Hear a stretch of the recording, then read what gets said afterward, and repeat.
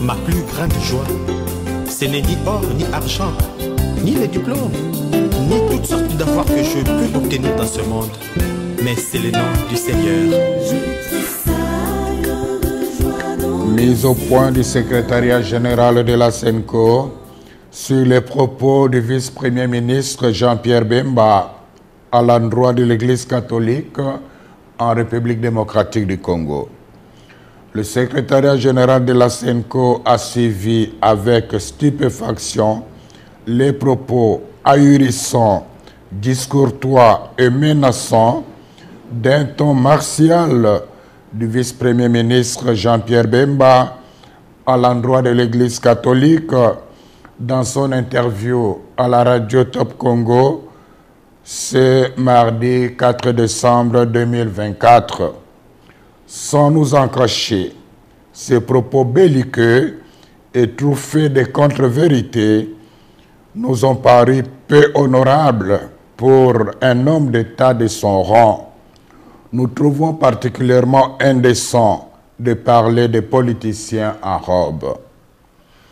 Pour rappel, parlant de l'Église catholique, le ministre des Transports et Voies de Communication a commencé par affirmer que le président de la République a accordé à chacun des 47 diocèses la faveur de bénéficier d'un montant de 1 million de dollars pour la contribution des œuvres caritatives et de développement. Une première dans l'histoire de notre pays, s'est-il exclamé. Ensuite, il s'est interrogé si les ouvrages financés ont été réellement réalisés, insinuant par le fait même que les fonds octroyés pourraient avoir pris une autre destination. Nous comprenons bien l'ironie cachée derrière une interrogation apparemment innocente. Nous déplorons cette sortie médiatique émaillée d'allusions, d'attaques et de procès d'intention contre l'Église catholique en République démocratique du Congo. Nous sommes affligés de constater que M. Bemba ne maîtrise pas les dossiers des projets financés par le Trésor public à la demande du chef de l'État. Au nom de la sagesse élémentaire, il aurait intérêt à s'informer davantage avant de prendre publiquement la parole. Revenons aux faits. La vérité est qu'il y a plus de 2 ans, à la demande personnelle et insistante du président de la République, conformément à la mise en application de l'accord cadre entre le Saint-Siège et la République démocratique du Congo sur les matières d'intérêt commun, le gouvernement de la RD Congo et l'Église catholique ont convenu de collaborer pour la mise en œuvre de projets sociaux et économiques à impact visible en faveur des populations locales à travers les 48 diocèses de la RD Congo. Sans jamais avoir été demanderesse, et surtout dans le souci de rendre service à la population, de bonne foi, l'Église s'est engagée. Auréolée de son expérience incontestable en matière de développement et des avantages de son omniprésence en territoire congolais, elle a accepté cette lourde charge en vue de contribuer au bien commun des Congolaises et des Congolais qui, comme on le sait, est souvent compromis à cause de la mauvaise gouvernance et de la corruption. Signalons toutefois que, pour des raisons pertinentes, largement compréhensibles, l'archidiocèse de Kinshasa s'est abstenu d'accéder au fonds. Dès le départ, le gouvernement congolais s'est engagé à mettre à la disposition des diocèses trimestriellement un fonds pour la mise en œuvre des projets retenus par chacun des 47 diocèses en RD Congo. Pour des raisons de trésorerie, il n'a malheureusement pas respecté l'échéance, mais il n'a pas renoncé aux engagements pris. À ce jour, plus de 2 ans après cet accord, seulement 2 tranches de 300 000 $ ont été données, la première en 2022 et la deuxième en 2023, soit 600 000 $ par diocèse. Tous les diocèses se sont mis à l'œuvre. Certains ont même reçu la visite du conseiller principal du président de la République en charge des questions religieuses. De toute manière, un rapport en bonne et due forme des œuvres réalisées avec des images à l'appui a été remis à main propre au chef de l'État. Celui-ci n'a pas caché sa pleine satisfaction. Une copie de ces réalisations a été donnée aussi à Madame la Première ministre. Par souci de loyauté et de transparence, en collaboration avec la presse de la présidence de la République, le secrétariat général de la SENCO a réalisé une émission sur le travail accompli. Toutefois, comme le rythme du financement n'a pas été respecté dans tous les diocèses, certains chantiers très avancés sont restés inachevés. À ce jour, une autre tranche de 300 000 $ a été annoncée et permettra de continuer l'exécution des projets réalisés avec beaucoup de sacrifices en dépit d'énormes difficultés de transaction et de transport. Quant à nous, sans faux fuyants, nous sommes prêts à recevoir l'IGF pour vérifier toute la comptabilité.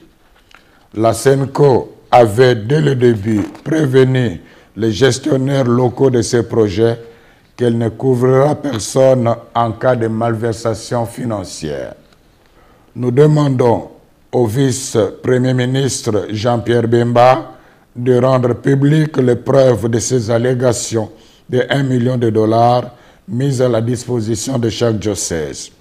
En même temps, nous continuons d'attendre patiemment celle de la prétendue collaboration qu'il avait insinuée, sans foi aux yeux, de notre mission d'observation électorale avec les Russes pour pirater les serveurs de la CENI. Qui, dans ces pays, ne sait pas que l'Église catholique, sans l'aide de l'État congolais, dépense chaque année des fonds immenses pour réaliser les œuvres d'utilité publique comme les écoles, les hôpitaux, les routes, les ponts, les hommes de vieillards, les orphelinats, etc. Par ailleurs, nous avons apprécié que le vice-premier ministre, ministre des Transports et Voies de Communication, rappelle la mission des hommes de Dieu de rassembler tous les fils et filles de la RDC, de parler de la paix et de l'unité. La question fondamentale est celle de savoir comment lui et ses alliés ont-ils accueilli les multiples appels de la SENCO ces dernières années au respect des principes démocratiques et des droits de l'homme, à la transparence du processus électoral et à l'organisation des concertations des représentants des forces politiques et de la société civile afin de renforcer la cohésion nationale et d'affronter ensemble les défis sécuritaires. N'est-ce pas au nom de la même paix que la SENCO demande de ne réviser ni changer maladroitement et imprudemment la Constitution? C'est toujours au nom de la paix que la même Église catholique avait demandé au VPM Jean-Pierre Bemba de ne pas s'engager dans un conflit armé post-électoral.